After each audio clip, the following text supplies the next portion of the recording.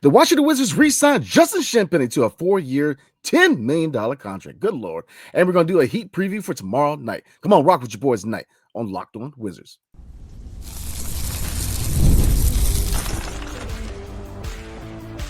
You are Locked On Wizards, your daily Washington Wizards podcast, part of the Locked On Podcast Network. Your team every day. Wait a minute. Your favorite podcast now has a newsletter. Introducing the Locked On Wizards Daily Newsletter, a one-stop for the ultimate team and league coverage delivered right to your inbox. Sign up for free now at LockedOnDaily.com. That's LockedOnDaily.com. And start your day with all new free Locked On Wizards newsletter. Tonight's episode is brought to you by FanDuel. Right now, new FanDuel customers can get $150 in bonus bets if your first $5 bet wins. It's that easy, y'all. So like I said, big day. Let Will Dawkins cook now, because look, Justin Champagnie is back. The Washington Wizards re-signed him to a 4-year, $10 million contract. So it's value move, man. So like I said, we're going to get into that, and then we're going to get into a preview for tomorrow night's game in Miami against the Heat. And we might dive into Jordan Poole because a lot of people are on the hype train, man. So like I said, for everybody who wanted to criticize my man, keep that same energy now that he's having a career season. So, all right, everybody, let's get into it. So, again, the Washington Wizards re-signed Justin Champagnie to a 4-year, $10 million contract. So, let's take a look at a report real quick. This is through Reuters. And obviously, Shams Charania was the guy who broke the news. So shout out to Shams Charania, one of the best in the industry behind the scenes. So this is through Reuters, and it's through his agent. And it says the Washington Wizards, Justin Champagnie, signing a 4-year deal. So it says, enjoying the best season of his young career, Washington Wizards forward Justin Champagnie landed a 4-year, $10 million contract. His agent told ESPN on Sunday. Champagnie, 23 years old, is in his second season in Washington and is averaging career highs in points, 7.5 points per game. Field goal percentage, shooting 50% from field goal range. Lord. 3-point percentage, shooting 37.6%.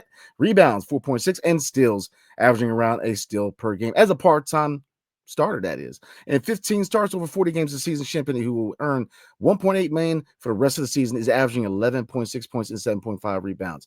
Originally an undrafted free agent in 2021, he joined the Wizards in February 2024 on a 10-day contract. And he just had a 2-way contract, and now my guy has a NBA standard contract. So this is a 2-part question, AB. Number one, what is your reaction to this move, and how much confidence do you have in the Capital City Go-Go where they continue to churn out these guys to play at the highest level and get these guys ready for these NBA standard contracts? I mean, $2.5 million a year, basically. Amazing value. Champagnie, again, let's look at the boxes. Fits the timeline. Again, I think 23 years old, around that. Again, this is something that I was hoping would happen. We didn't want him to go out and lose a young talent like him, where, again, like, he's going to be here for the foreseeable future. Yeah. And just with that value, it's just amazing. And again, like, he's been bringing the energy every single night. And that's what we need here in DC. That's so long we've lacked guys who can bring tenacity. Obviously can score the ball at will, but man, it's just a great, like, great job of developing from the Capital City Go-Go. And when have we ever said that too? Like, guys from the Go-Go coming up to the Wizards and making an impact. For so long, like, we said the same thing about our second-round picks, how we just don't even know if they even exist. And now, like, we know that the Capital City Go-Go exists, and they're developing players like Champagnie. It just gives you optimism for the future.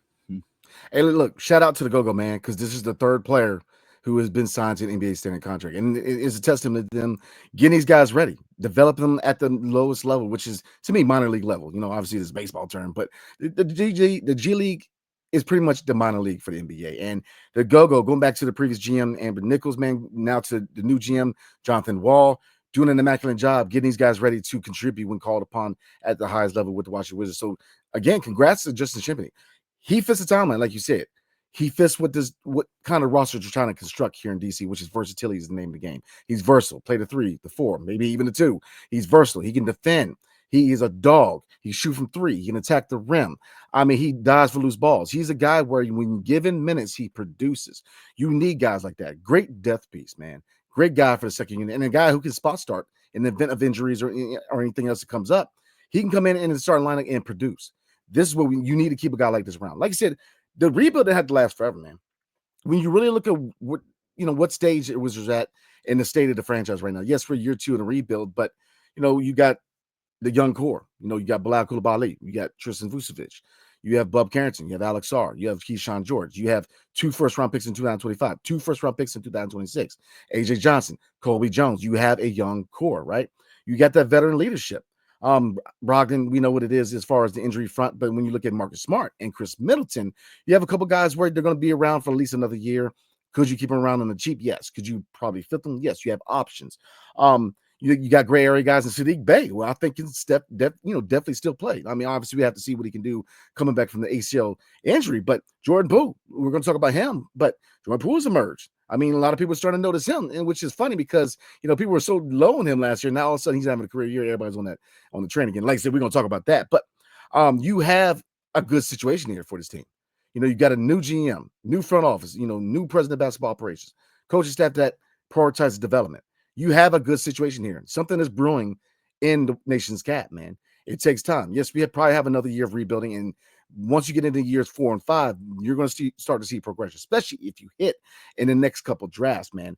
You grab a Cooper Flag, you grab a Dylan Harper, you grab a Ace Bailey, and then you capitalize with the second first-round pick in the later stage of the first round. Come on now, you add that to the young core with the veteran leadership we have here, with the gray area guys where these still fit the timeline and they are pre-prime. Come on now. Jordan Poole hasn't even hit his prime yet. Sadiq Bey can play, man. I mean, yeah, coming back from ACL injury, but he can still ball. This is a good situation here, man. So this is a good move because we need depth. It's not always about stars, not always about starters. Championship teams, look, you need those role players. Look at Golden State, man. Yeah, you can look at Steph. You can look at Clay. You can look at Draymond. But without Wiggins, without Iguodala, without, a lot of these core role players they had, man, they don't win a championship. You need role guys. You need that veteran league. We got the, like I said, we mentioned Iguodala with Golden State. We have an Iguodala in Middleton. We have an Iguodala in Smart. You need those role guys. You need those guys who can do their jobs that are assigned, man. Not everybody's going to be a starter or a star. You need those guys who can be those glue guys on the second unit or be a spot starter. So I'm with the AB. I think this is a really good move. Another good move by Will Dawkins, man. And he continues to show that he's building his team towards a great future here in the nation's cap, man. I'm very, very optimistic about the front office, very optimistic about the direction. And like I said, most people get it. There's still skeptics out there. I get it. Not everybody's going to be happy. It is what it is on that front, AB. But look, I love the direction. So we're going to get into, I guess we'll cover real quick, moving on from Justin Champagnie, because like I said, congrats to my guy, JC. So we'll talk about real quick, man. I don't know if anybody watches the YouTube channel, The Flight Mike. Now, he just put out a video talking about Jordan Poole and while his career trajectory could change. And my thing is this, and this is just a quick gripe real quick, AB, and I'm definitely going to get your take on it, man. It's like, yes, JP Thursday, he's having a career season, but, and then, like you said, I'm a fan of Flight Mike. Nothing against him, man. But I think it's really funny that all of a sudden people are on the train now. When last year he was Shaq in the Fool, everybody was trying to write him off as whatever. Now everybody's on the hype train, man. So, I mean, in your eyes, AB, is this a positive step? He's bringing attention to the Wizards. Yeah, definitely. Oh, my bad. Go ahead. Oh no, my bad, man. And is it a positive thing that they're starting to bring some buzz to the Wizards, or is it kind of funny that now all of a sudden he's having a career year? Everybody wants to kind of flip the script as far as their opinion on JP. I'd say it's a mix of both. I think the reality situation is in sports, it's what can you do for me now? And a year ago from today, people were calling Jordan Poole, like you're just making fun of him, criticizing him for everything. And he took it to heart and he learned, he developed, got defensively, got better, limited his turnovers, and offensively in the shot selection, it's still a little questionable, way better than before. And now people want to, say that, now you're praising him. It just kind of sucks because I remember a lot of Wizards fans, even you, we're defending this man. And people calling him, he's saying that he's not that good and he should be traded. A lot of people, Wizards fans, wanted him traded, and now he is the cornerstone player of this franchise. So that's just the name of the game in sports. That's the reality. But it's a good thing that bringing a bright light to DC because, again, this is just the beginning. And you mentioned that he hasn't even hit his prime yet. So I can't wait. Yeah, it's just funny. Like you said, it's always, what have you done for me lately? And the NBA and in sports period, I mean, not so much in baseball, in my opinion, but the NFL and the NBA is so bad for, again, everybody, people flip the script so quick. Like last year, and I get it. Look, on this platform, when he struggled, he got criticized on his platform. But what did I always say? I said, look, he's got too much talent not to figure it out. And he figured it out. When he went to six man, he played at a high level. When he went to starting point guard, when Tyus Jones went down, he played at a high level, and he's retained that starting position. So, like I said, that was something that I talked with him when I was down there interviewing, man. Like, look, he took the grown man approach. He did not, he wasn't in his feelings. He put his nose down and he worked. He worked on his game and it showed dividends. He's having a career season, and that's the NBA, man. Like I said, let Zion go out there and have drop like 5 games in a row, 30 plus points. Everybody's like, oh, he's back. But even though everybody's already been low on him, what I mean? That is just the way the NBA is, man, where they hate you 1 minute, they love you the next. And it's like, keep that same energy. And in the same video, like I said, shout out to Flight Mike, man. Like I said, I watch his content.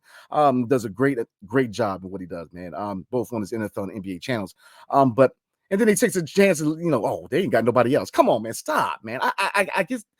I get so tired of people crapping on this team, man. I get it. We're 11-40. I totally get that. But we have a good situation here. I get it. If you don't cover the Wizards or follow them full time, you're not going to know really what's going on, what the process is as far as development, the front office, the coaching staff. And I get all that, man. But I mean, there's a lot of attention on this young core. And this young core, they can play. Now, is out of this young core, do we have a guy who is considered the face yet? No. This draft coming up, we're going to get that face. And we're definitely going to bring some reinforcements to this young core, man. We're going to, look, Dylan Harper, Ace Belly, Cooper Flag, all of them could be a face of a franchise. And they can still be molded. They're still very, very young, man. So we have the opportunity to add some more pieces to the rebuild. So it's just inquisitive how, people are like, oh man, he's awesome now. But then take the chance where it's like, oh, he's the only thing on the Wizards. It's like, come on, man. It's a rebuild. Like what do you, it's laughable, but at the end of the day, it's what do you expect?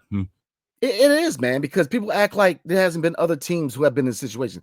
Here's the thing. Where were all these Golden State Warriors fans when it was barren days and they couldn't get past the first round?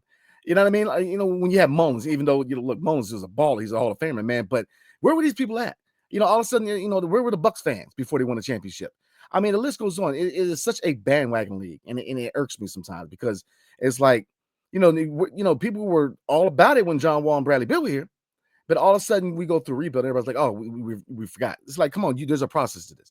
You have to believe. I mean, what they're doing. I'm trying to tell you what they're doing. They're doing good things in DC, man. They really look at the Commanders, B. Like, come on, a perfect example. Thank you. That is a great example. Is that people walked away from being fans of the Commanders.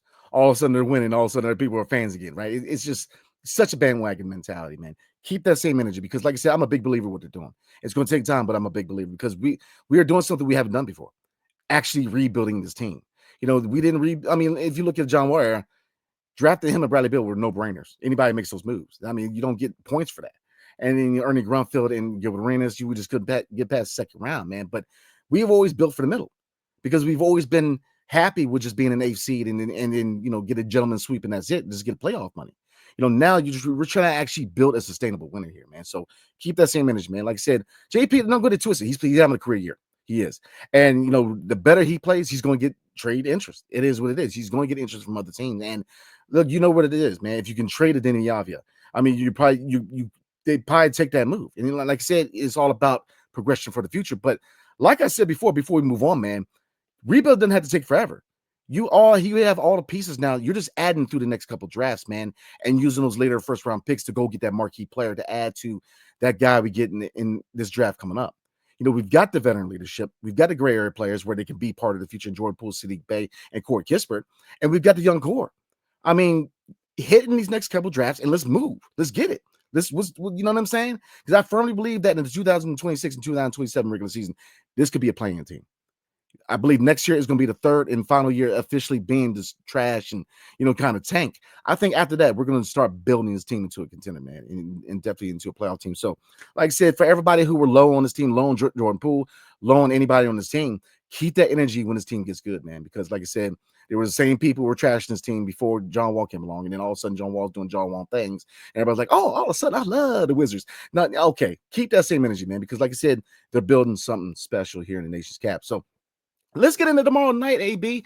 Miami Heat, the Washington Wizards head to South Beach to face the Miami Heat. But before we get into that, tonight's episode is brought to you by DoorDash.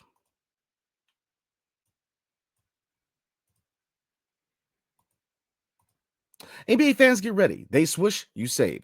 Thanks to Dash Pass, every time a player drops 50 or more points in a game, you score a huge deal the next day. It's simple. When a player scores 50 or more in a game during the 2024-2025 NBA regular season, Dash Pass members get 50% off an order, up to $10 off the next day from noon to midnight. I say it all the time, guys. Look, you don't feel like going out? Roll with DoorDash. Smoking and drinking? Roll with DoorDash. Man, you Netflixing and chilling? Roll with DoorDash. You got the game day feast, man. Again, after an epic 50-point performance, celebrate by ordering wings, pizza, or burgers from your favorite spot delivered right to your front door, y'all. Late night cravings. Again, you drink a little bit, smoke a little bit, got the munchies, holla at DoorDash, man, especially if you're the Dash Pass member, man, because again, 50% off an order. So look, sign up for Dash Pass and get ready to save. When a player scores 50 or more in a game, Dash Pass members get 50% off an order the next day, up to $10 off. Just use promo code NBA50 from noon to midnight after a 50-point performance on eligible order, at participating merchants. Must have an active Dash Pass account. Terms apply. Visit DoorDash to learn more. All right, AB, let's get back into this thing, man. So tomorrow night, the Washington Wizards wrap up their 2-game road trip, heading to South Beach to play the Miami Heat. So real quick, I'm going to give you guys some information on the game tomorrow night, what time we're going live. And so let's say it is a 7:30 tip-off. So you're looking at I would say about 10 o'clock. So we're going to roll 10 o'clock live tomorrow night. So definitely rock with us like we always do. Looking at the injuries real quick. Jordan Poole, he was out the previous game against Portland. Let's see. So right now it says I think it will be game to game for Jordan Poole. So we'll see how his elbow is. So we'll definitely get a clear picture whether he suits up closer to tip off. Brogdon's still dealing with his ankle injury.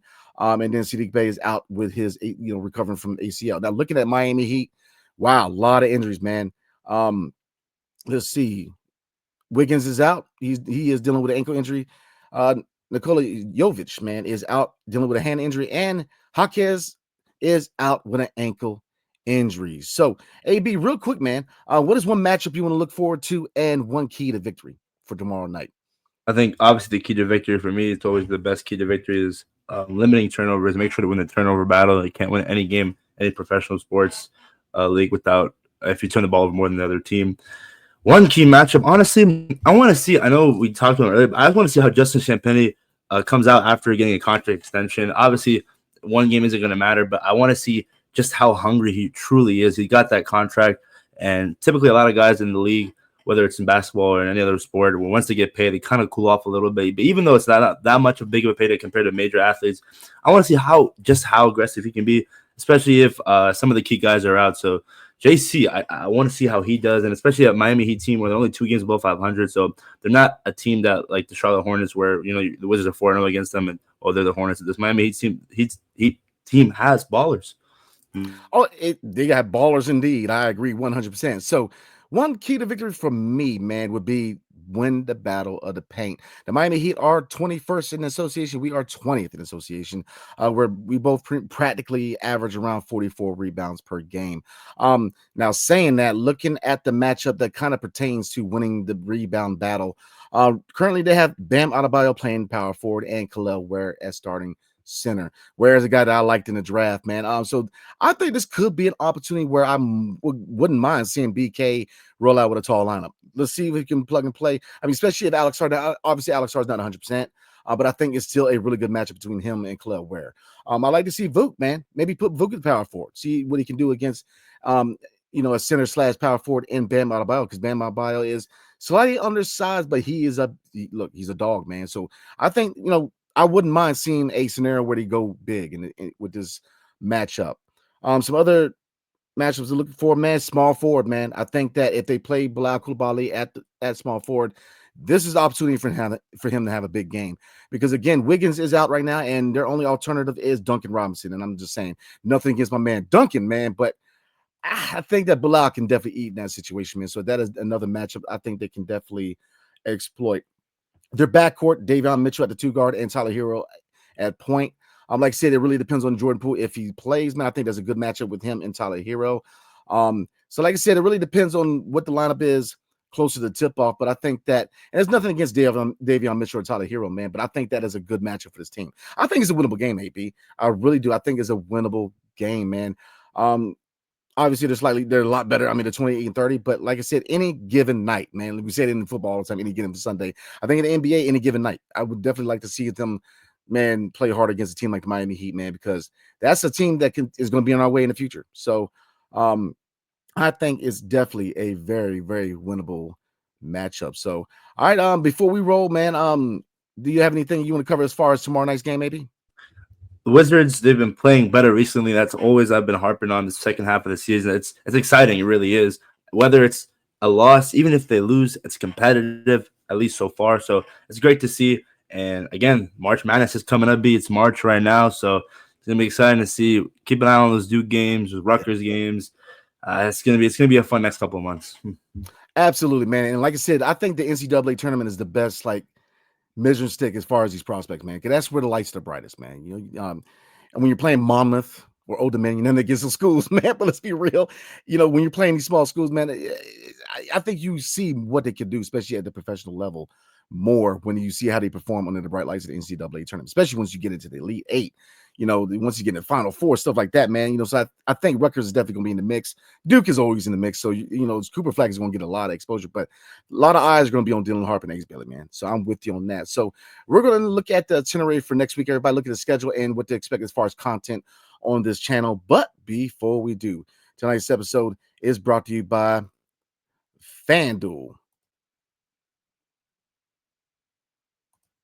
When a game tips off, the NBA action is just getting started, and there's no better place to get in on the action than with FanDuel, America's #1 sportsbook. Because with FanDuel, you can place live bets throughout the game. So even if you missed the opening tip-off or want to bet on the fourth quarter comeback, you can stay in on the action, man. And if you're looking for a bigger payout, you can even combine your live bets into a same-game parlay. Come on now, you guys know I love me some FanDuel, baby. And right now is a great time to get in there and make some cash, y'all, because the NBA season is wrapping up, but you got Major League Baseball, man. Right now, spring training. So come on now.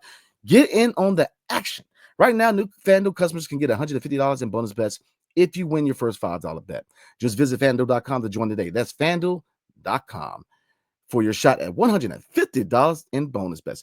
Make every moment more with FanDuel, the official sportsbook partner of the National Basketball Association.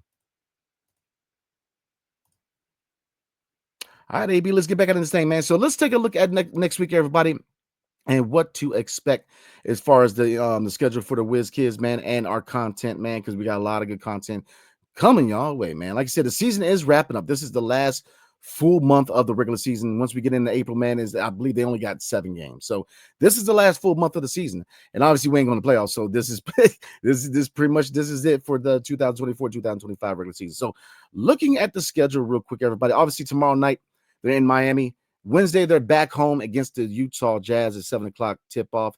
But then they go on a very long road trip. Let's see, 7-game road trip coming up. So over the course of the next week or so, man, they'll be going to 2 games in Toronto, 2 games against the Detroit Pistons, at Denver, at Portland, and then at Utah. And like I said, they will be back home sparingly, but they really don't play at home more than 1 game till we get to March 27th, where it's 5 straight games where they play against Indiana, Brooklyn, Miami, Sacramento, and the Orlando Magic. So looking at content, guys, like I said, Tuesday and Thursday and Friday, we're going to be doing a lot of stuff, man, as far as what to expect in the offseason, man. Looking at the draft a little bit, looking at free agents a little bit, keep things interesting, get you guys motivated for the offseason coming up, man. Because like I said, our Wiz Kids aren't quite ready for Showtime, man. Not playoff eligible, man. So like I said, we're going to look ahead a little bit. So definitely look forward to some good content coming your way this week. So, I mean, that's about it for me, man. AB, anything else you want to cover before we call in tonight, bro? Gonna be exciting, B. I'm telling you, man. This offseason, obviously, we're not going to be contending next year, but that year after, we'll better see some improvement. Even next year, we see improvement, but better see that crazy leap because, again, this young squad that we have, we really haven't had this much confidence in a Wizards organization in really so long, whether it was the players, whether it was the coaches, organization. You put everything together, and when they're all moving in the same direction, the right direction, you just got to be confident, just making sure that you have hope and optimism, because the only way to go from here is up. No, I agree 100%, man. And that's why I kind of brought up the Jordan Poole. Like I said, good video by the Flight Mike. Shout out to my guy Flight Mike, man. Like I said, does great content. But and he had high praise for Jordan Poole. And like I said, right now, it's easy to have high praise for Jordan Poole because he's having a career season.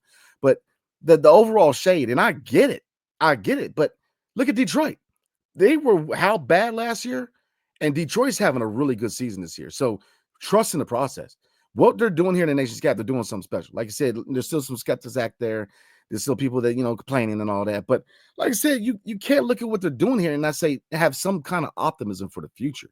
I mean, the young core is solid. This is a good young core. All 5 guys have been drafted underneath Will Dawkins. And even when you add AJ Johnson and Kobe Jones to the mix, this is a nice young core. Chris Middleton and Marcus Smart has proven, man, they can still play. Now, don't expect primetime version of them, man, but they can still provide. They can still produce. They can still be good mentors and good veteran players here, man. And like I said, we have 2 first-round picks and a couple of loaded drafts coming up. And B, remember those pick swaps with Phoenix, man. Pick swaps. Look, AB, Phoenix ain't looking too good in the immediate future or the long-term future, man. They looking pretty bad, man. So I don't know what's going to go on with the Suns, man. Hey, appreciate y'all, man. So like I said, the future is bright. So please trust in the process, man. Long road, man. But look, after next year, and don't get it twisted, going into next year, we want to see some progression. But wow, man, year 3, we definitely want to see my guy Big Cool take that next step. And I think we will, because he's a guy who definitely gets in the gym and works on his game, man. So like I said, I'm very optimistic for the future because, like I said, Justin Champagnie was a good move. And like I said, now that Jordan Poole is starting to play at a high level, it's bringing some attention. And I think that with him, with Chris Middleton, with Marcus Smart, they're going to create an atmosphere where people are going to want to come here. I think the narrative is going to change. And not everybody agrees. And I get that. So definitely get in the comment section. Let us know what you guys think. Do you agree? Do you disagree? And why? Because we never shy away from dialogue here on Locked On Wizards, man. We definitely love everybody's opinion, man. But so definitely look, let us know what you think, man. So, all right, everybody. We will see you guys tomorrow night, 10 o'clock, live after the Washington Wizards and Miami Heat matchup. All right, everybody. Everybody have a blessed night. Hail to the Wizards and peace.